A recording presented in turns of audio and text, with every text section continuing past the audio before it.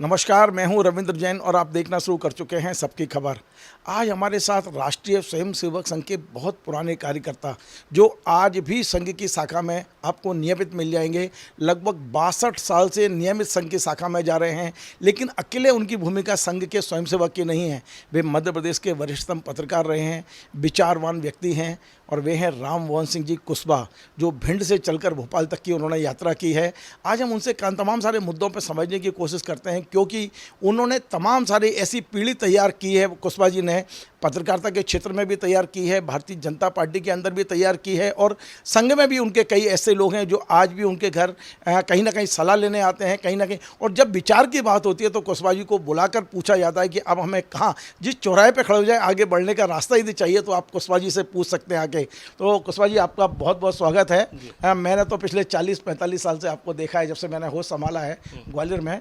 आज और कल, मतलब जो कल बीत गया और आज, क्या अंतर देख रहे हैं? क्योंकि अब संघ 100वां स्थापना दिवस मनाने की तैयारी कर रहा है। आपको क्या लगता है इन 62 सालों में कितना पानी बह गया? जमीन आसमान का अंतर।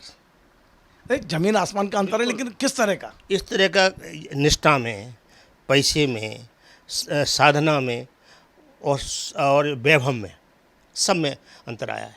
उस समय मैं संगठन मंत्री भी रहा हूँ, तो मैं जब उस समय संगठन मंत्री की क्या इज्जत थी इसकी कल्पना नहीं कर सकते कि जो पार्टी हमारा जो खर्च होता था, एक्चुअल खर्च, वही खर्च उससे चलाते थे। पहले कभी कोई तरह के दुर्गुण नहीं थे, हम सिनेमा भी नहीं देख सकते। और जनसंघ की स्थिति ये थी, कोई चाय पिलाने वाला नहीं था। चुनाव लड़ने के लिए ज़बरदस्ती जमानत जब्त करने के लिए चुनाव उसके ज़बरदस्ती दे के आते थे कि तुम्हें लड़ना ही है और हारना तो हारना है। गांव-गांव जाते थे, तो ये स्थिति थी। और वाहन कुछ नहीं थे ज़्यादातर। हम तो भोपाल में आकर स्कूटर सीखा है, हम तो साइकिल पे चलते थे। हमारे नरेश जौहरी जो हमारे संगठन मंत्री थे संभागी, आपको याद होगा, वो मोटरसाइकिल से चलते थे और मोटरसाइकिल से चल कर के यहाँ आते थे भिंड और फिर गांव-गांव जाते थे। एक गाड़ी थी पूरे प्रदेश में, एक गाड़ी। वो जब प्रदेश के आते तो ठाकरे जी वगैरह तब आती थी, कोई दौरा हुआ।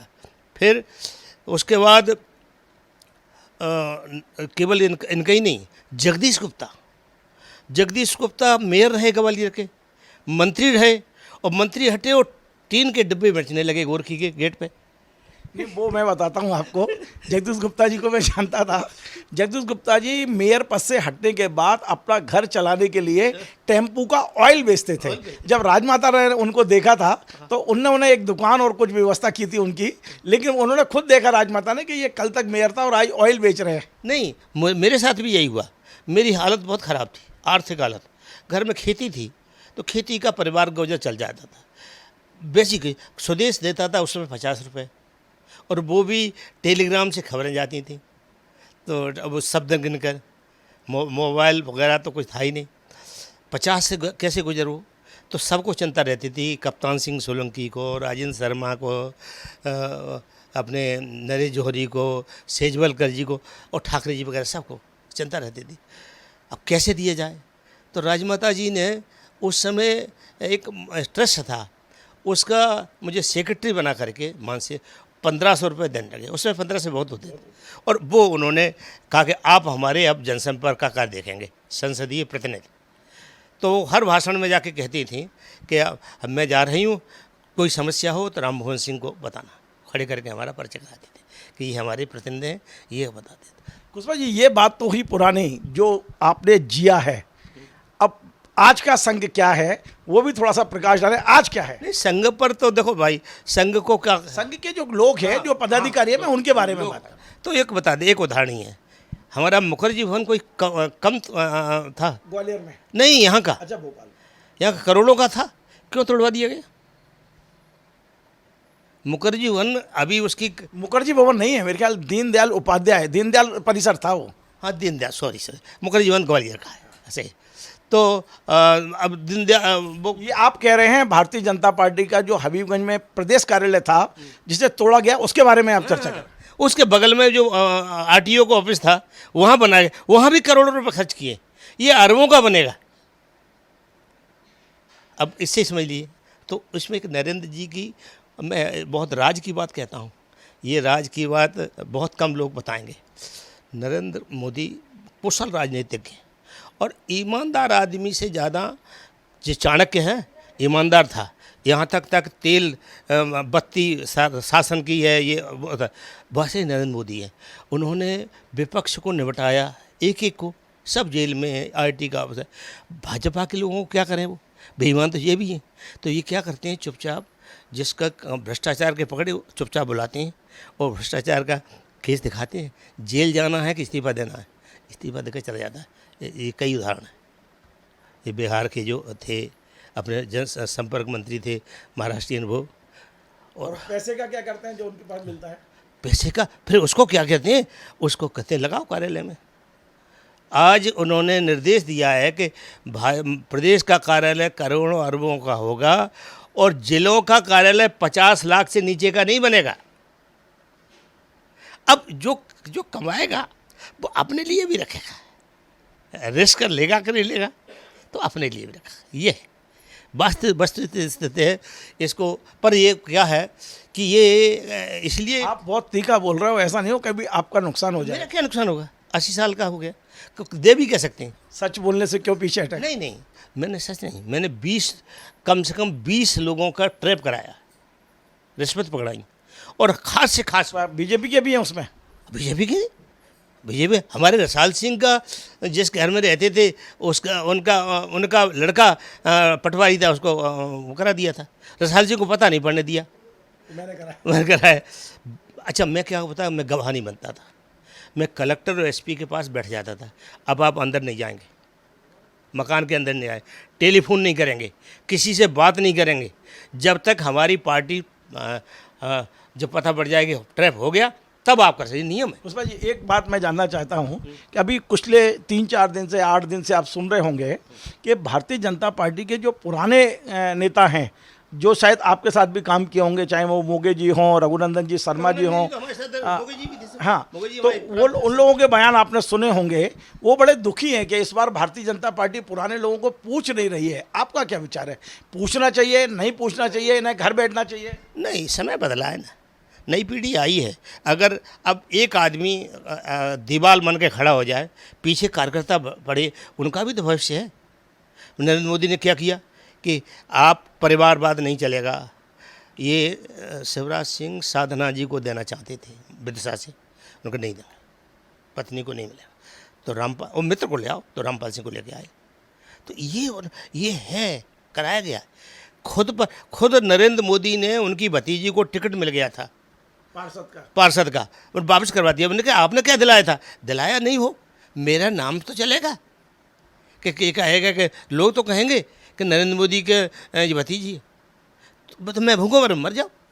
ये स्थिति। माँ से पैसा लेके आते थे, वो माँ उनकी जब मुद्रीकरण में खुद ऑटो में बैठकर नोट बदलने गई। पुष्पा जी, एक बात और है, ये तमाम सारे लोग एक बात कह रहे हैं कि भारतीय जनता पार्टी में हमेशा जब से पार्टी बनी है 1980 से आज तक संवाद और संपर्क उसके दो मजबूत स्तंभ रहा करते थे।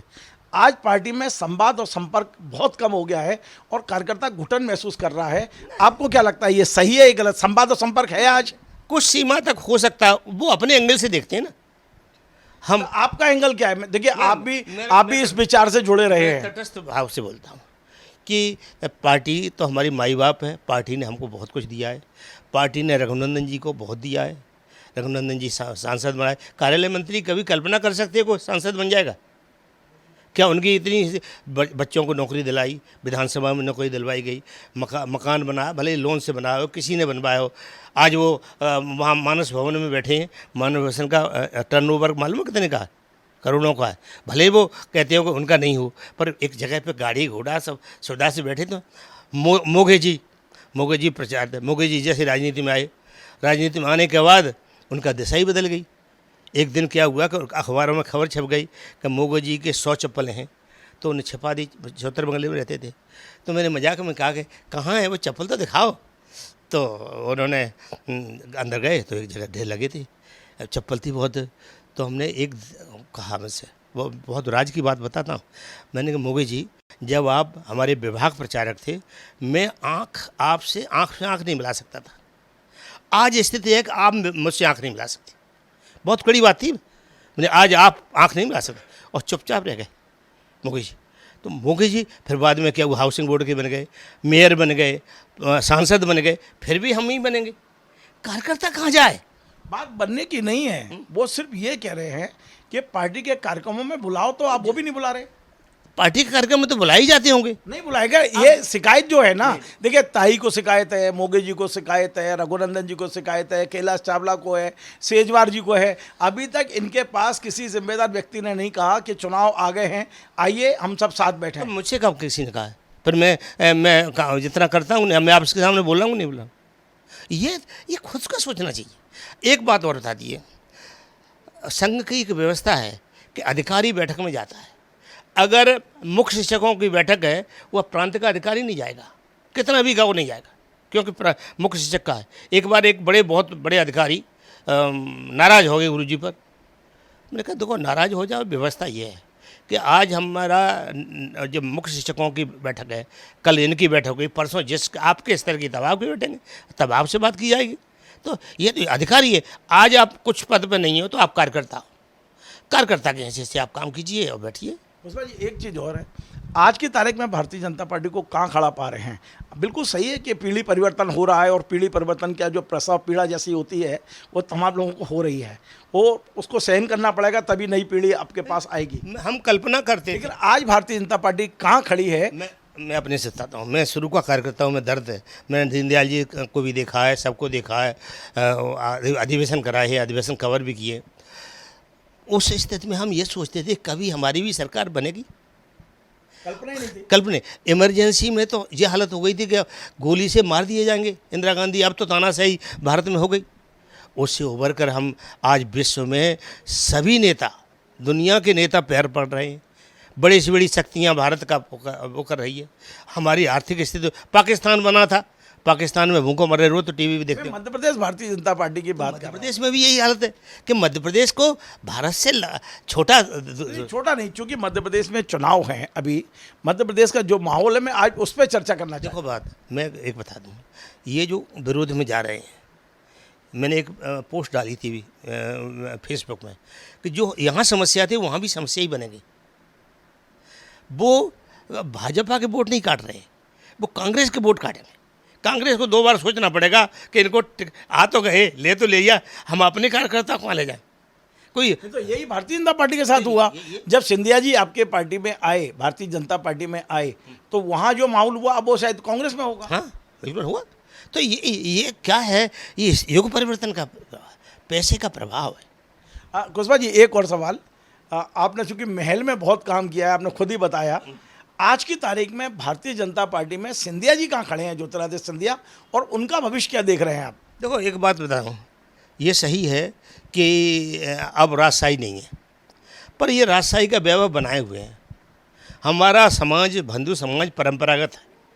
हम आज भी हमको साधारण व्यक्ति, और अगर मान लीजिए एक मत आइए, हमने एक कल्पना की है देवता के साथ कि ये मुकुट लगाए हैं, ये अच्छे पहने हैं, क्या उस समय जो हमारी देवी देवताओं के फ़ोटो हैं, वो फ़ोटो में क्या चोली उस समय चलती थी, क्या ब्लाउज चलते थे?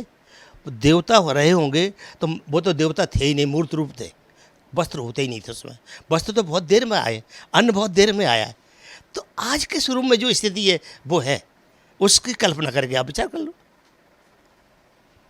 तो सिंधिया जी के बारे में मैंने पूछा कि आज भारतीय जनता पार्टी में वो कहाँ खड़े हैं। परंपरागत समाज जो व्यक्ति, युवा व्यक्ति है, माधवराव जी के पैर छूना तो ठीक है, ज्योतिरादित्य उनका लड़का है। मैं पैर छूने की बात नहीं कर रहा हूँ, मेरा सवाल ये है कि भारतीय जनता पार्टी की राजनीति में उनका क्या भविष्य देख रहे हैं आप? उनका हर जगह भविष्य है, हाँ? क्योंकि परंपरागत समाज है, ये समाज परंपरागत है। आज ये लड़ाई चल रही है भारत की और इंडिया की, ये परंपरागत ही तो बात है भाई। एक बात तो सही है कि एक ज़माने में मुसलमान आए तो मुसलमानों ने अपने ढंग से बनाया, अंग्रेज आए तो उन्होंने उनका बदल कर दिया, हिंदू आए तो अपने बदल दिया। इसमें देखो जो सत्ता में आता है वो सड़कें बदलता है, नाम बदलता है, याद रखें, याद रहती है कि नहीं रहती, ये अलग प्रश्न है। तो परंपरागत समाज में सिंधिया, अब आप बताइए, माधवराव जी विमानन मंत्री थे, ज्योतिरादित्य भी विमानन मंत्री बनाए गए, क्योंकि विमानन मंत्री अलग हैं, उनका स्वभाव अलग होता है, हवाई जहाज में चलते रहो, तो है ना। अच्छा, अभी देखो एक फ़र्क है, भिंड का ही देख लो, मैं तो भिंड का हूँ, बहुत एक एक कार्यकर्ता से रोज़ जुड़ाव रहते हैं, आते भी हैं बहुत, आ भी रहे सब।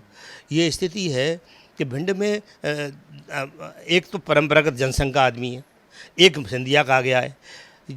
अब नाम भी अगर बता दूं, मैं नाम ही बता दूं, एक आदमी कांग्रेस का युवा का अध्यक्ष था, आज वो चाहता है कि मैं मेरी कलेक्टर, और ज्योतिरादित्य ने कलेक्टर एसपी से कह दिया है कि इसकी बात मानी जाए। अब भाजपा के कार्यकर्ता की तकलीफ क्या होगी? आज भाजपा कार्यकर्ता की कोई सुनने वाला नहीं है। वो अरविंद भदौरिया हैं, वो अपने ढंग से काम करते हैं, शेष कार्यकर्ताओं की क्या स्थिति हो गई? बड़ा दर्द है, ये दर्द कार्यकर्ताओं को। तो इस दर्द का चुनाव पे क्या असर पड़ेगा? चुनाव भी यूँ नहीं पड़ेगा कि परंपरागत है, हमारा क्या है। ये परंपरागत सिंधिया जी हैं, पर आपने तो अरविंद भदौरिया जी की बात की, कार्यकर्ताओं की बात की। तो अरविंद भदौरिया अधिकतम, देखो जातिवाद भी है वहाँ। अब अगर कठारे जिंदा होता तो कठारे और टक्कर होती। कठारे का लड़का जिस तरह से निकला है, जिस तरह उसके चारित्र का आरोप लगे, उससे बट गया। दूसरा कोई ब्राह्मण है नहीं इस समय, अरेले फरेले सब निपट गए। तो अरविंद भदौरिया एक छत्र खड़े हैं, उनका विरोध थोड़ा बहुत मुन्ना कर रहे हैं, मुन्ना भदौरिया जो एक्स MLA, पर वो कर नहीं पाएंगे। मुन्ना भदौरिया को पार्टी ने समेट लिया, उनको कई काम दे दिए गए, कई जिलों में दौरे कर रहे हैं। तो ऐसा करके वो समझ गए। भाजपा एक एक आदमी की मानसिक स्थिति, राम भुवन सिंह की क्या स्थिति है भाजपा को मालूम है, हमको बताने की ज़रूरत नहीं है। वो हमारा उपयोग जहाँ करना होगा करेंगे। अच्छा, संगठन RSS से संगठन मंत्री आया करते थे, अब केवल महासंगठन महामंत्री हैं अकेले, और उनका भी आपको पता है हितानंद जी, वो एक थोड़ा रिजर्व हैं, और जितना दूसरे रहते थे उतने लोगों से शायद नहीं मिलते हैं वो, ऐसा लोगों को कहना है मेरा। लेकिन मेरा ये कहना है कि संभागीय संगठन मंत्री की जो परंपरा खत्म हुई है जिले में, तो उसका कितना फायदा या नुकसान बीजेपी को इस चुनाव में होगा? देखो क्या होगा, केवल संगठन मंत्री अब नहीं रहा। संगठन मंत्री भी पहले संगठन मंत्री बोलते थे, अब संगठन महामंत्री बोलते हैं, क्योंकि महामंत्री की लाइन में आ गया, अब अध्यक्ष उनसे बड़ा हो गया। एक समय था संगठन मंत्री सबसे बड़ा था। भिंड के टिकट बटे थे, राजमाता जी बैठी थी, ठाकरे जी बैठे थे, सेजवरकर जी बैठे थे, और सब लोग बैठे थे। 5 सीटें नहीं, 5, 4 पर मैंने 1 मिनट में फैसला कर दिया था। 1 मिनट में मेरे कहने पर, किसी ने ना नहीं की थी। एक में विवाद आया था रसाल सिंह और उस पर, वो आपस का विवाद था, तो ये तय हुआ था कि ये अगर वापस ले लेंगे तो ये हो जाएंगे, ये हो जाए, तो ये हुआ। तो अब उस ज़माने में संगठन मंत्री को मेरे कोई शिकायत लेके पहुंचा ठाकरे जी के पास। मैं अभी की बात कर रहा हूँ, आप बार बार भिंड अब पहुंच रहे हो। बात आप भिंड बार बार पहुंच रहे हो क्योंकि निश्चित तौर पर आपकी जन्मभूमि है, पर मैं मध्य प्रदेश के संदर्भ में आज संगठन मंत्रियों का जो अभाव है, कोई अभाव नहीं है। नहीं, वो उनको उनके पद खत्म कर दिए गए हैं, उसका कितना, क्योंकि लोग ये कह रहे हैं, कार्यकर्ता, जब मैं निकलता हूँ फील्ड में, भारतीय जनता पार्टी का कार्यकर्ता कह रहा है कि पहले संगठन मंत्री होते थे, हम उन पर जाकर अपनी बात कहते थे, वो बात संगठन तक जाती थी और उस पर निर्णय होते थे। अब ये कम्युनिकेशन गैप बहुत लंबा हो गया है। वो पत्रकारों को भी टूल बनाते हैं, अपना मकसद पूरा करने के लिए पत्रकारों से वैसे ही व्यवहार करते हो। वो हमें कुछ न कहना पड़े, पत्रकार सब कह दें, ये हो रहा है। वो भले बने, आप कोई भी पहुंचा, शिवराज सिंह किसी ने रघुनंदन शर्मा के पास पहुंच जाए, रघुनंदन शर्मा क्या करेंगे? आइए आइए भाई साहब बैठिए, बैठा जैसा कहेंगे, नहीं कहें, भगा देंगे, गाली देने लगे, पीठ पीछे बोलते। तो मेरा सवाल वहीं के वहीं खड़ा है भाई साहब। तो खड़ा रहेगा वो उत्तर, तो आप उत्तर नहीं दे रहे, आपसे मिलेगा भी नहीं मिलेगा उत्तर। अच्छा, आप देना नहीं चाहते उत्तर? नहीं, मैं कहता हूँ अब थोड़ी देर लिए। कप्तान सिंह सोलंकी एक समय संघ के प्रांत क्षेत्र प्रचारक थे। क्षेत्र प्रचारक जानबूझकर उनको संघ ने, चूँकि संघ में 4-5 प्रांत हैं, उनको प्रांतीय स्तर पर, क्षेत्र स्तर पर ले जाना था, 3-4 प्रांतों को, छत्तीसगढ़ भी शामिल करना, तो उन्हें विद्या भारती का बनाया और उनका पूरे प्रदेश में दौरा कराया। उन्हें योजनाबद्ध आगे पहुंचाना था, भावी नेता। क्या हुआ बाद में? वो खुद फंस गए। महत्वाकांक्षा है। अब मैं क्या कहूँ, आज क्या हुआ है कि 400 की कार्य समिति में उनको स्थायी आमंत्रित भी नहीं मध्य प्रदेश में। और जो मुकेश जो हमारा विरोधी था, राकेश का छोटा भाई, वो पार्टी का उपाध्यक्ष है। हमारे यहाँ कार्य समिति का सदस्य बन जाए, इस पर लाइन लगी हुई है। अब सोच लिए, है कि नहीं? चलिए, तो ये राममोहन सिंह जी कुशवाहा जिन्होंने इस सारे इशारों में बहुत सारी बात कह दी, कई चीज़ें उन्होंने स्पष्ट कही हैं और कुछ उन्होंने इशारों में कही हैं, लेकिन उन्होंने इतना ज़रूर कह दिया है कि संघ क्या हुआ करता था, आज क्या है, भारतीय जनता पार्टी कैसी हुआ करती थी और आज कैसी है। लेकिन अभी भी उनका एक बात है कि जिस तरह कांग्रेस के नेताओं ने भाजपा में आकर ये जो मचाया है, वैसा ही अब भाजपा के नेता कांग्रेस में जाके मचाएंगे। मामला दोनों तरफ बराबर होगा। परिणाम क्या होगा इस बारे में वो अभी मौन है, वो समय आने पर तय होगा कि मध्य प्रदेश में ऊँट किस करवट बैठेगा। पर कुशवाहा जी ने कई चीज़ें आज ये सारे में कह जरूर दी हैं। आपको हमारा ये कार्यक्रम पसंद आए, आप इसे शेयर करें, लाइक करें, कमेंट करें और आपसे बार बार निवेदन है हमारे चैनल को सब्सक्राइब अवश्य करें। धन्यवाद।